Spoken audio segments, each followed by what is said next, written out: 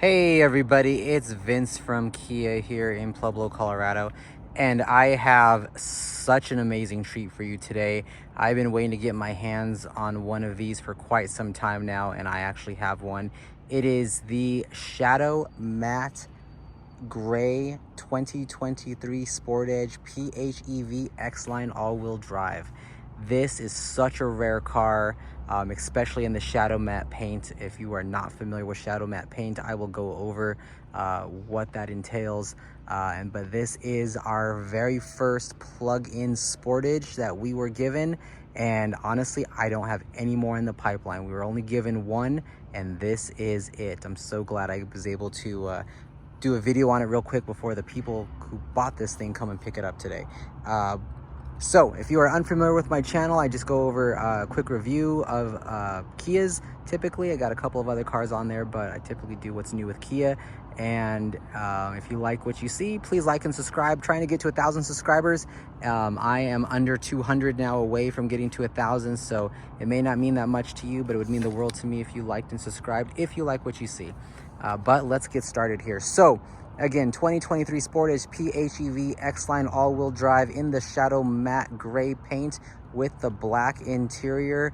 This has the 1.6 turbocharged powertrain, and it is the new Sportage body design. I love these daytime headlights and the boomerang shape right there.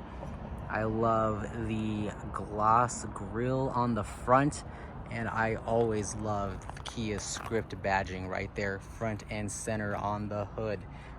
Really killing it with the design this year on the Sportage. I knew that they would.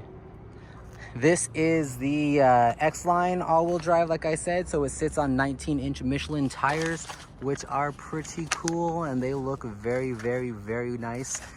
You can just see that body line on the matte gray paint right there.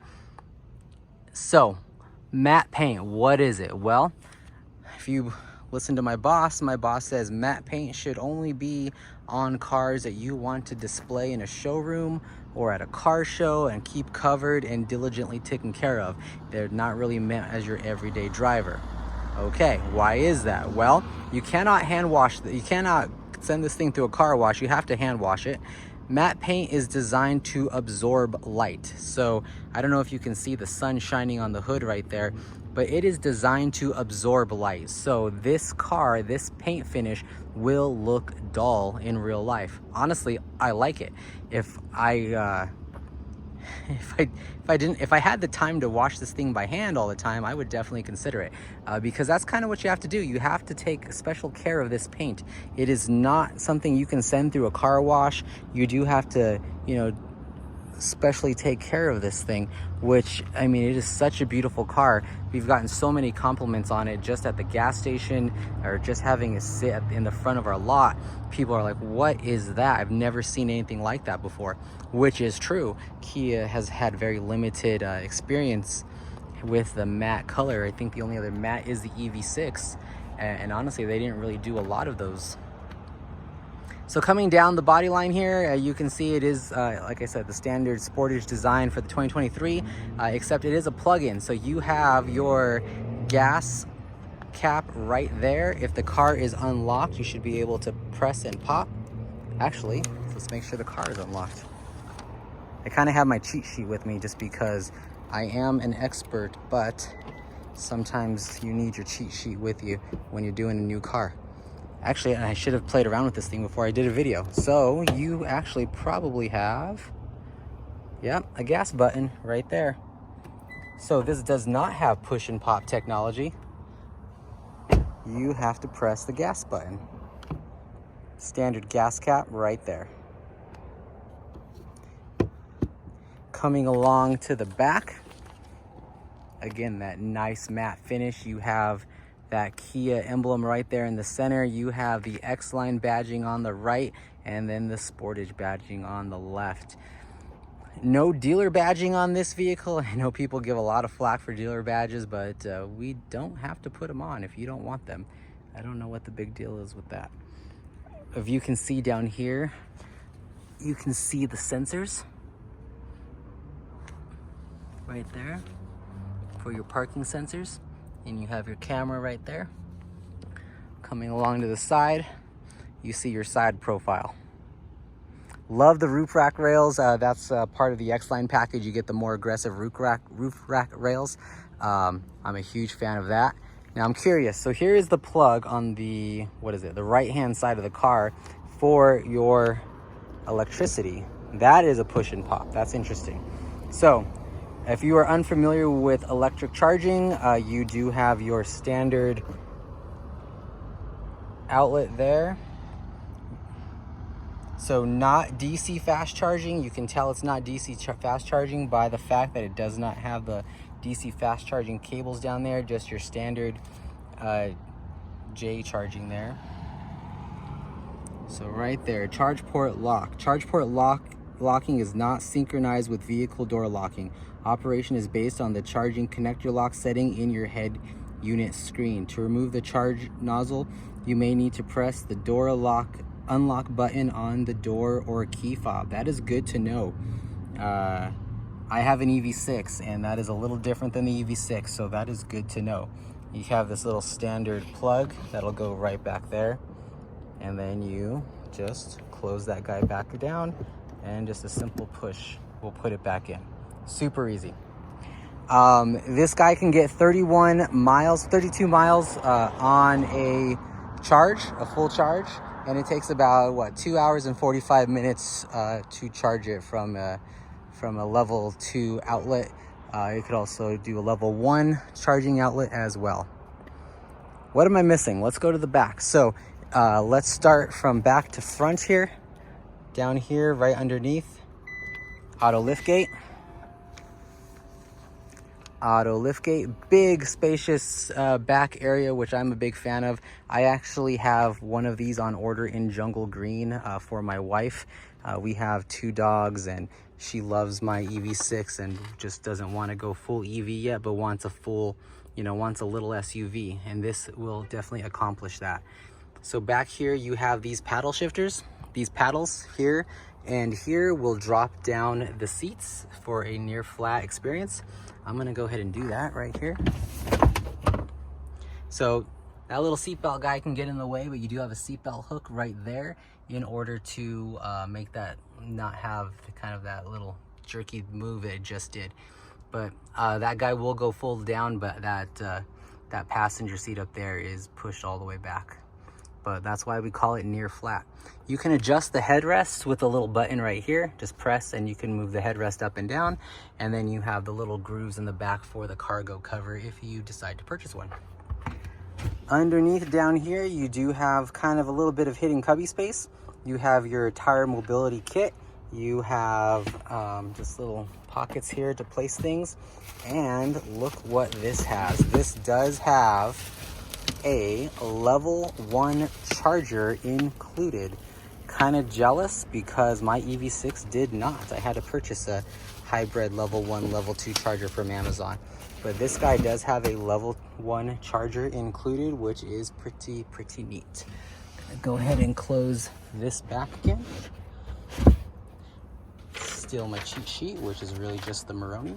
And that is the back of the plug-in hybrid Sportage. Okay, power liftgate, like I said, right there. Press that button and she comes down. Also want to point out, it does have remote start on the key fob, so it does have that remote start function as well. Let's move to the back. So if you've seen any of my other videos, you kind of know how I do this. I go kind of back to front. Kind of your standard glossy black on the door handle there. You have your aluminum right across, and then you have your wood paneling, just like on Telluride or Sorrento. So you kind of have that upper class finish there, which I'm actually a pretty big fan of. I'm gonna go ahead and sit down. So I just use my elbow to push that guy flat. Child anchor locks in all the back seats. So if you have little ones, you have 3 different spots to do child anchor locks. You have one there, you have one there, and then you have one in the back of the seat that I'm sitting in. I really like, and my wife actually has used these, is these little hooks on the back seat. These little hooks are perfect for bags or purses. So if you are the driver, you can cross reach to that hook there and make it pretty easy for you to get your belongings. You have your USB-C chargers here in the seats, kind of standard. EV6 has them, Telluride has them, Sorento has them, Sportage has them. They are getting pretty popular. My kids actually like it a lot. And then you have air for your back passengers, and kind of like a little cubby down there in the in this model, in the X line. Panoramic sunroof, I'll show you guys that more hopefully here in a minute if I get the time. But panoramic sunroof that goes all the way back, which is a big fan of mine. I really do love, well, it's not a fan of mine, I'm a fan of it. So I really do love the panoramic sunroof there. There's just kind of an interior shot of the cabin with that, what is it? It's a,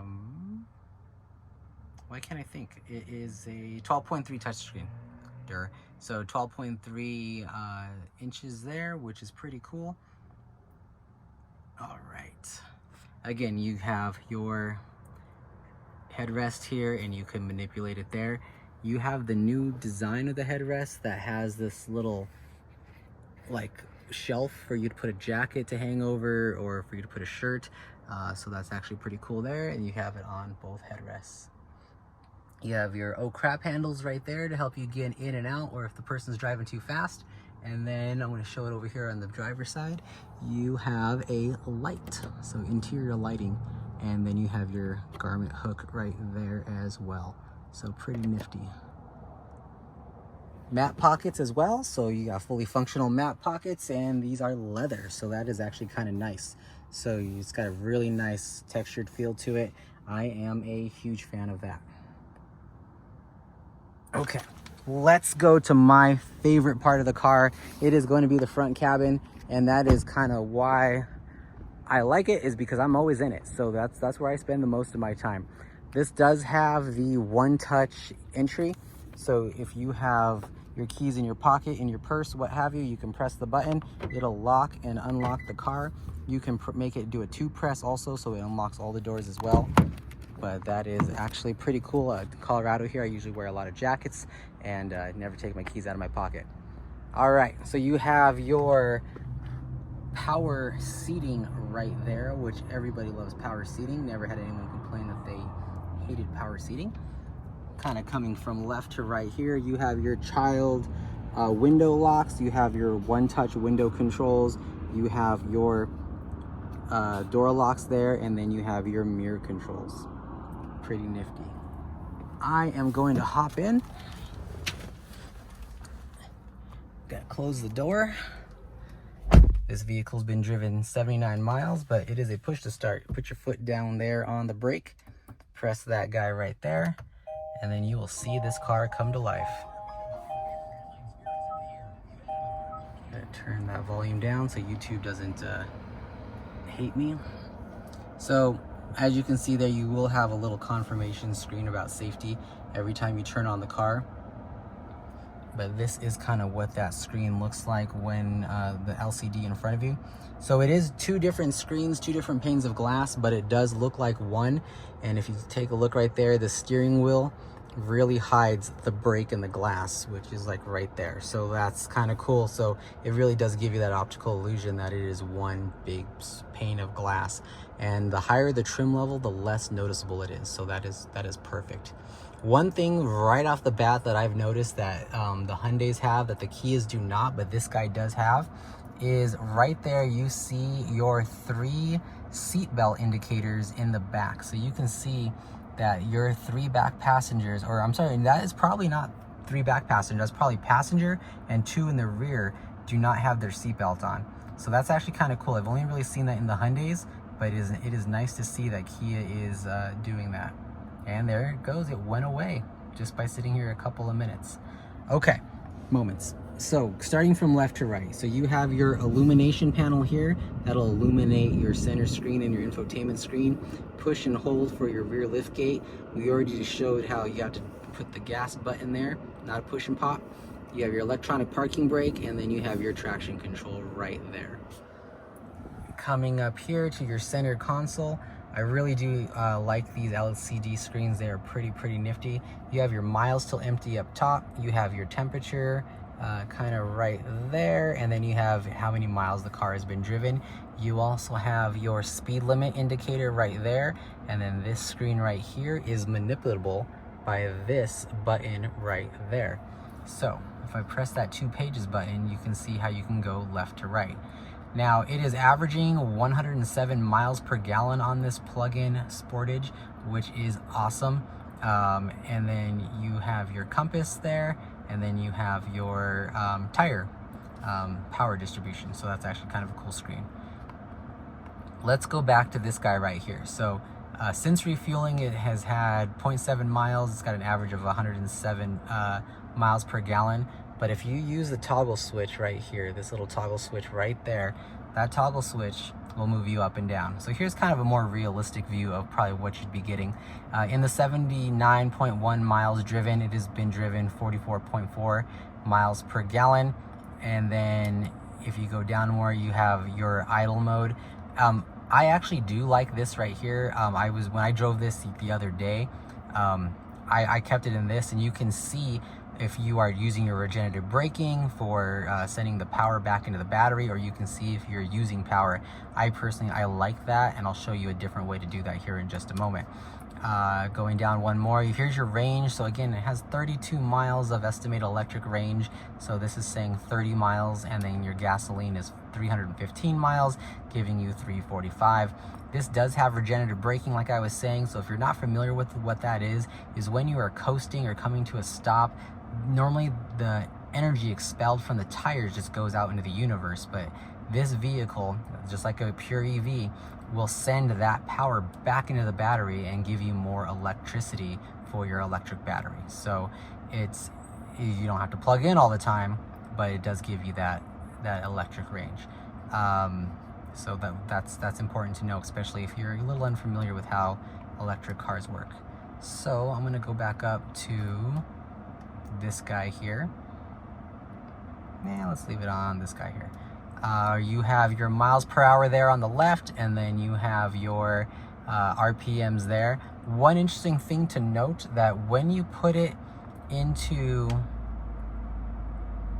electric mode, if I'm not mistaken, it'll show you this 1.4 when you're in pure electric mode.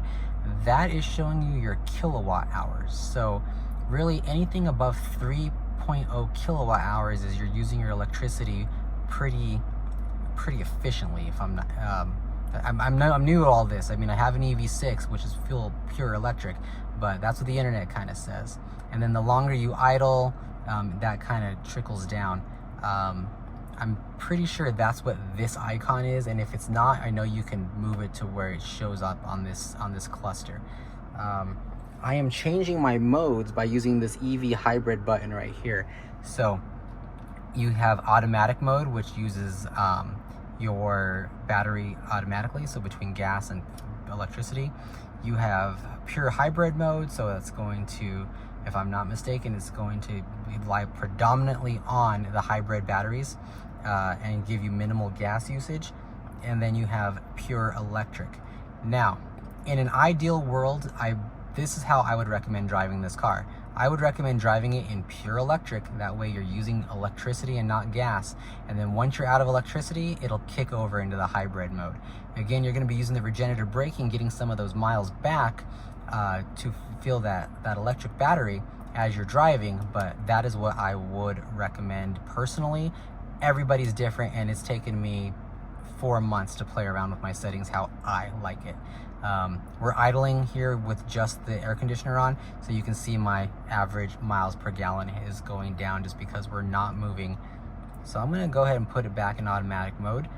And again, it does say ready to drive, because this car can be quite quiet if you're not using the electric motor. Okay, scoot right along. You have your steering wheel here, you have your digital assistant, you have your modes for your radio, and then you have your decline a call, accept a call. Now, accept a call, that could be decline a call, it's a star. Whenever you have a star, it's a customizable button. So if I press that star, it's gonna ask me what I want that star to do. So you can go into privacy mode, end a call, reject a call, which is what I am going to choose. But you can change your hands-free device, your voice memos, go to your home screen, you know, reroute your maps. I mean, you can make that thing customizable, which is pretty cool. But for the most part, most people I've sold cars to like that to be reject a call. We've already kind of talked about that 2 pages button. You have your cruise control right here. Pretty hard to demonstrate that feature when you are sitting. And then you have your lane follow assist right there. Lane follow assist uses this guy right here above your mirror to track the lanes in front of you, predominantly if you're on like a road that is a 2-lane highway, something with not a lot of lane guidance, because it follows the car and uses information from the car in front of you to keep you steady. So that's why they call it lane follow assist. It is used in pairing with lane keep assist, which this car also has as well. Infotainment system, just kind of scoot right along because this video is getting a little long. Complete touchscreen, so you swipe left and then you have all your features here. PHEV mode, maps, navigation, phone projection, so Apple CarPlay, Android Auto. It is Bluetooth compatible as well. HD radio, quiet mode if you have kids sleeping in the back or people sleeping in the back on a trip. When quiet mode is selected, all radio and media is only played in the front speakers, and it'll take the volume down to 25 if the volume is higher. So it gives those people some time to sleep. Setup. You can spend an hour customizing this car exactly how you like it, and I would strongly recommend when you set this car up, go to user profile first. Go to user profile, create your profile for you and your second driver. That way, if you go into settings or general, and then go into vehicle right there, and you start customizing things, it's going to be, when you go into user profile, it's going to change it, and then you're going to have to do it again. So I've been on the opposite end of that stick. So definitely want to make sure you do user profile first, then customize vehicle. Data network, so you do have a hotspot feature in this vehicle, which is kind of cool. And then you have 911 Connect, and then you have Kia Connect. Your salesperson should set up Kia Connect for you because that is our app. That is how you do remote start, remote climate. You do all that stuff from the car. That is how you do that. So I would strongly recommend that. They also want to make sure I show you, little arrow takes you back, little house takes you home. PHEV mode. So PHEV mode will take you to the PHEV settings in the car where you can see a lot of information. You also have this little guy right here. If you press that little collapsible arrow, it'll collapse that third screen. So anytime you see that arrow, you do have a third widget screen here, and you can scroll up and down and customize that however you want. It only says unavailable because your phone's not synced to it. Once your phone is synced, your calendars, your weather, all that information will pull. So that is why it says that. Now, let me show you something interesting here. So electric range, 30 miles. So all of this stuff is a touchscreen. If you click that button, it'll show you how far you can go in a full electric range. It also will show you, if you go to list, all your charging stations that are near you that you can do, which is kind of cool. You can do your current position. If you set a route, you can set along the route. If you do your guidance, you can also set near your destination. If it, again, if you do your guidance on the map here. So pretty cool. I'm a big fan of that. You can also favorite your favorite charging stations, and it tells you if it's an AC charging station, a DC charging station. I could do a whole video on the difference between AC and DC charging stations. Basically level 1, level 2, level 3. Level 3 is the fastest, level 1 is the slowest. This car has no need to be on a DC level 3 charging station, 350 kilowatt hours. So if you are charging publicly and you go into one of those stations and you plug into a 350 station, you are not only doing yourself a disservice because your car will not pull that fast of energy, but you are kind of getting in the way of everybody else whose car can. And so that's why they make different levels in charging stations. This car should be at a 100 kilowatt charging station.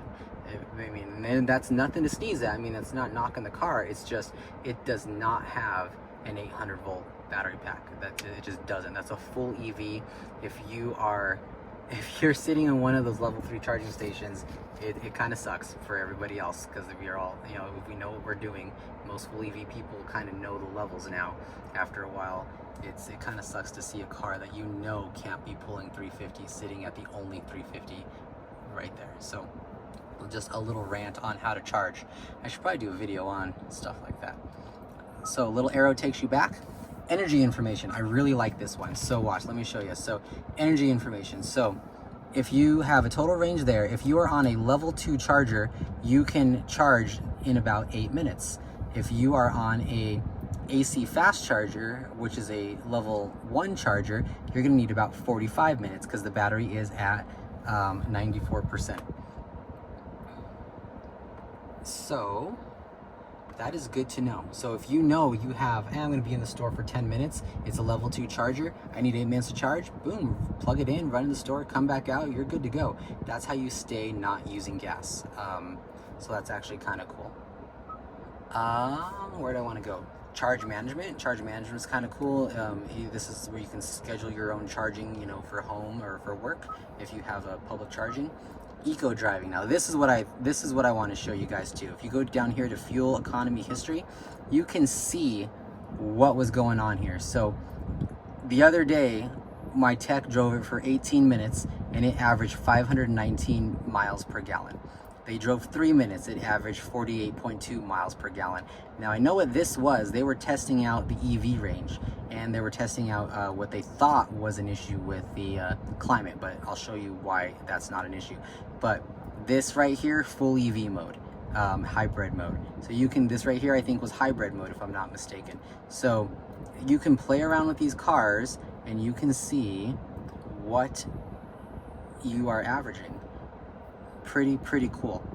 Fuel economy kind of gives you it in a little bar graph, but fuel economy history, big fan of that. I mean, I'm just kind of a nerd for numbers, big fan of that. Not bad. Energy flow, I like this too. This is kind of what I was showing you on the little center screen. It'll show you where your energy is going. If it's going into the battery pack, if it's going into the motor, if you're using regenerative braking and the energy is going back, or if it's going right to the engine. So it'll show you that too. Not too shabby. Scooting right along. So I really love this new kind of futuristic climate display here. One thing that they probably won't show you and you may not see in other videos is if you press and hold one of these guys, you can see that's your maps, your navigation, radio, and then if you click that little fan, that is all your climate. Your little knobs change for climate and they change to the volume and the tuner. Now, if you're like me, you probably don't use your climate that much, but you use your radio buttons more. If you press and hold one of these 2 buttons, it'll default. It'll ask you, what do you like more, your infotainment or your climate? If you click infotainment, and then you go climate, so there you go, you got your climate on, 9 seconds, 10 seconds pass, and it defaults back into your infotainment. That way you're not fiddling around with this thing trying to do it while you're driving. So it defaults back to one or the other.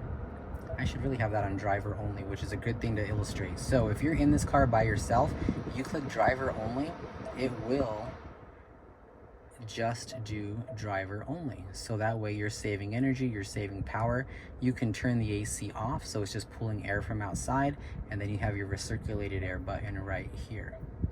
Pretty nifty. I really do love this new design screen. I'm a huge fan.